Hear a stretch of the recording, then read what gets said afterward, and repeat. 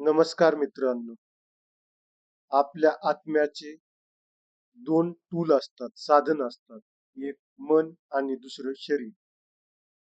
आपल्याला हे by birth भेटलेले आहे. त्याच्याबद्दल आपल्याला किती क्लॅरिटी आहे? कारण आपल्याला एखादी गोष्ट क्लॅरिटी असेल तर त्याबद्दल ती गोष्ट वापरणं खूप इझी जातं. जेव्हा आपण मोबाईल घेतो, त्याची फंक्शनॅलिटी जाणून घेतो, तेव्हा आपल्याला तो मोबाईल वापरणं खूप इझी जातं. तसंच कार किंवा बाईक असेल. आपण बाईक घेतल्यानंतर, कार घेतल्यानंतर त्याची फंक्शनॅलिटी आपल्याला माहीत झाली, तर ते आपल्याला वापरणं खूप सोपं जातं. तसंच आपलं ब्रेन कसं वापरायचं, ब्रेनमध्ये काय पार्ट्स आहेत, काय त्याची फंक्शनॅलिटी आहे, याची क्लॅरिटी झाली, तर आपल्याला ते वापरणं खूप सोपं जाईल.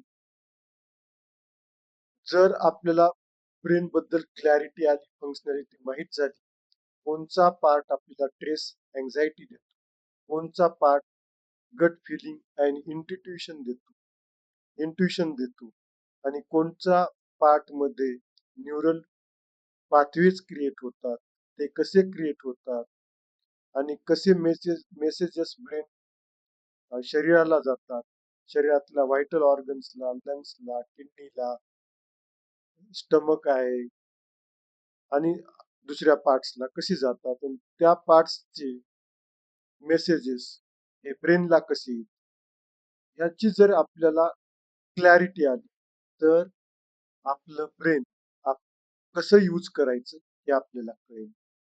एकदाच आपल्याला कळालं ब्रेन कसं यूज करायचं, तेव्हा आपल्या लाईफ ट्रान्सफॉर्मेशन जर्नीमध्ये ते यूज करण्यासाठी म्हणजे अफर्मेशन, थीटा हिलिंग, हिप्नोथेरपी किंवा होओपोनोपोनो, EFT, इमोशनल फ्रीडम टेक्निक हे कसे वापरायचे म्हणून इझी होऊन जाईल. तुम्ही याबद्दल ऍग्री असाल तर ऍग्री म्हणून लिहा कमेंट्स मध्ये, नसाल तर नॉट ऍग्री असं लिहू शकता. धन्यवाद. जय महाराष्ट्र.